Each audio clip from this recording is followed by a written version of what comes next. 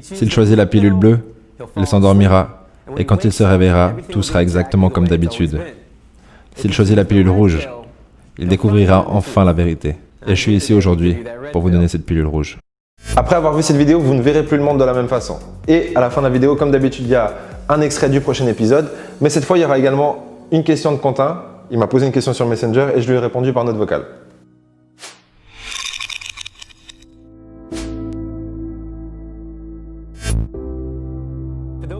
Pour ceux parmi vous qui n'avaient pas vu le film The Matrix, il y a une scène au tout début du film où l'on propose au personnage principal 2 pilules, une bleue et une rouge. Et on lui demande de faire un choix. S'il choisit la pilule bleue, il s'endormira et quand il se réveillera, tout sera exactement comme d'habitude. S'il choisit la pilule rouge, il découvrira enfin la vérité. Et je suis ici aujourd'hui pour vous donner cette pilule rouge. Mais laissez-moi mettre les choses au clair.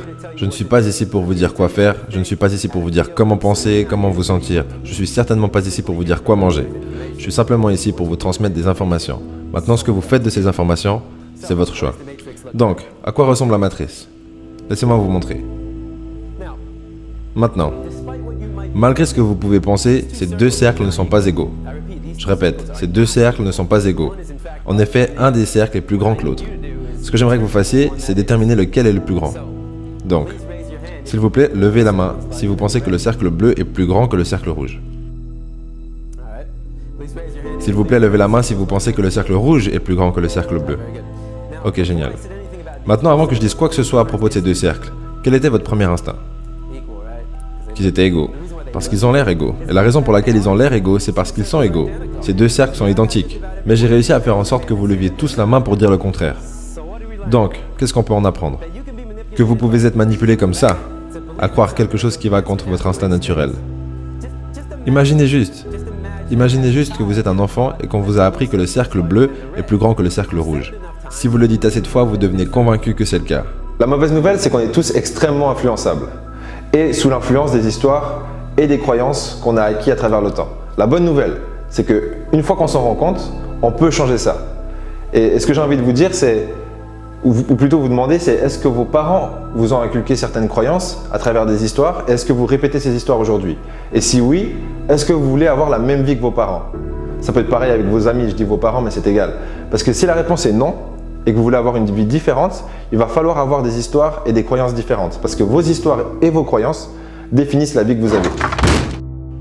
Si on vous dit un mensonge assez de fois, ça devient une partie de votre réalité.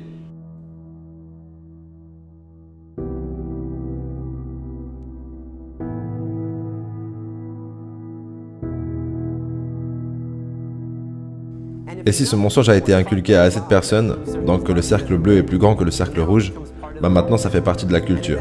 Et si cette culture continue à transmettre cette mauvaise information à la génération suivante, là ça devient une tradition. Et la chose de laquelle on doit se souvenir, c'est que ce n'est pas parce qu'on a une tradition que c'est moralement acceptable. Les traditions et la moralité ne sont pas toujours la même chose. Je veux dire, est-ce que vous arrivez à penser à une tradition qu'on a déjà eue aux États-Unis d'Amérique, qu'on n'a plus aujourd'hui? Et que maintenant, en y repensant, on voit que c'était immoral? L'esclavage. Il y a moins de 100 ans en arrière. Et c'était une tradition. Donc les traditions que nous avons aujourd'hui ne veulent pas dire qu'elles sont moralement acceptables. En évoluant en tant que culture, nos traditions évoluent également. Maintenant, la matrice est une histoire. C'est une histoire qui, quand elle est répétée assez de fois, à assez de personnes, s'intègre à la culture. Et elle devient ensuite une tradition. Et cette histoire est répétée encore et encore. Tous les jours. Dans les faits, si vous croyez que l'image sur le carton est l'endroit depuis lequel vous obtenez votre lait, vous vous trompez. C'est un fantasme. Ça n'existe que dans votre tête. C'est une pilule bleue qui vous a été donnée par les industries pour que vous achetiez leurs produits. Ceci est la matrice. Le mensonge qu'on se raconte au sujet de l'endroit d'où vient notre nourriture. La réalité est bien plus perturbante. 90 à 95% du lait,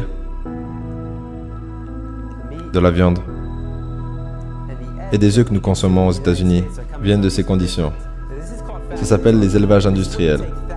C'est ici que vous prenez des milliers de poules, des porcs, des vaches et que vous les enfermez dans un entrepôt.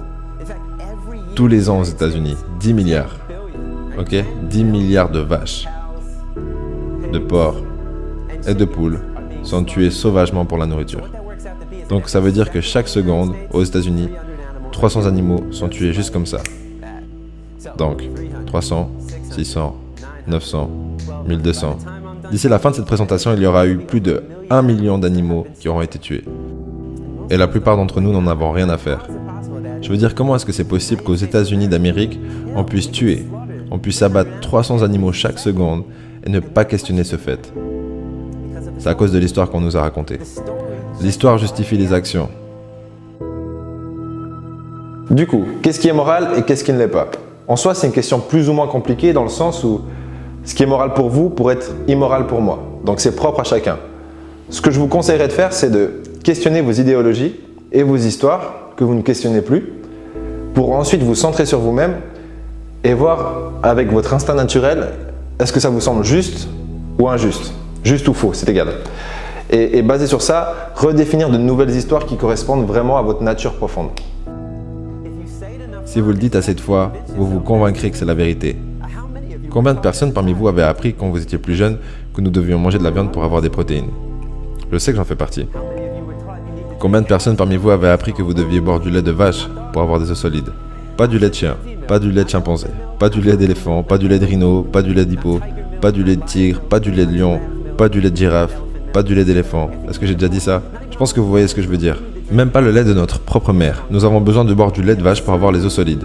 L'absurdité de boire du lait de n'importe quelle autre espèce, et que de n'importe quel autre être vivant à part notre mère, quand c'est répété assez de fois, ça perd son côté absurde. On va tout de suite découvrir la question de Quentin et ma réponse. Si vous voulez aussi pouvoir me poser vos questions, ça se passe dans la description. Vous cliquez sur le lien. Vous recevez en plus un livre totalement gratuit, le livre Motivation, kit de survie, tuer le confort, votre vie en dépend.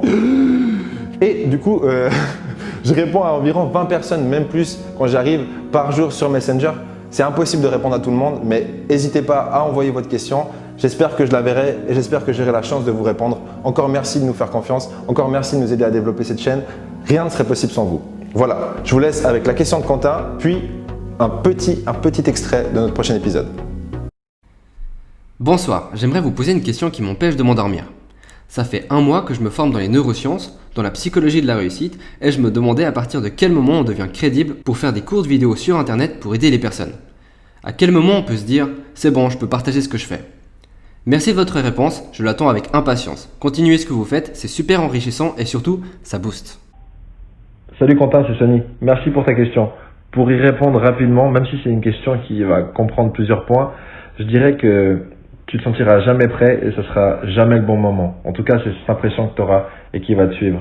Du coup, ce que j'ai envie de dire, c'est si ça t'empêche de dormir maintenant, c'est qu'il y a déjà des choses à faire et des choses à mettre en place dans cette direction. Et il va falloir comprendre, et d'ailleurs tu seras bien placé pour comprendre tout ça vu que tu es dans le sujet, en quelque sorte, qu'est-ce que veulent les gens, leur réaction, leur psychologie par rapport à ce que tu vas apporter. Et essayer d'être pragmatique. Tout le monde n'en aura rien à foutre de ce que tu vas proposer. À moins que ce que tu proposes contienne des informations cruciales ou une forme de divertissement pour l'audience à qui tu vas le partager. Donc sois très pertinent sur quelle est la valeur derrière ce que tu apportes et sois pas focalisé sur quelle apparence ça te donne. Ça c'est le premier point. Après, si tu veux vraiment savoir si tu es prêt concrètement à aider les gens, parce que c'est ça le but final en soi, c'est que ton contenu aide les gens. Et dans ce but-là, tu dois aussi inclure le fait que la plupart des gens n'ont pas de patience. Et du coup, ils vont voir ta vidéo. Peut-être qu'il y a un trésor dans cette vidéo. Mais si tu n'arrives pas à les garder sur cette vidéo, ça ne sert à rien. Du coup, tu vas devoir les divertir ou attirer leur attention. Et même si tu es un expert dans ton sujet, tu vas devoir comprendre comment le cerveau humain fonctionne pour le captiver tout au long de ta vidéo. Sinon, ton message ne sera pas écouté. Et du coup, ça inclut beaucoup de points. Donc, quand tu seras prêt avec ton sujet, tu vas aussi devoir apprendre comment présenter ton sujet. Mais un bon élément pour savoir si tu es prêt ou pas, c'est qui est-ce que tu aides dans ton entourage avec tes connaissances actuellement. Ça peut être tes parents, tes amis. Et s'il y a encore personne, commence à ce niveau-là. Parce que sinon, tu vas te faire tracher au niveau des vidéos. Tu as besoin d'un minimum d'expérience. Si je me dis que demain je vais juste rien foutre, manger des Twinkies et regarder la télé. Oh, salut tristesse mon vieil ami. Hello dépression. Parce que lorsque tu ne fais rien, tu te sens comme une merde.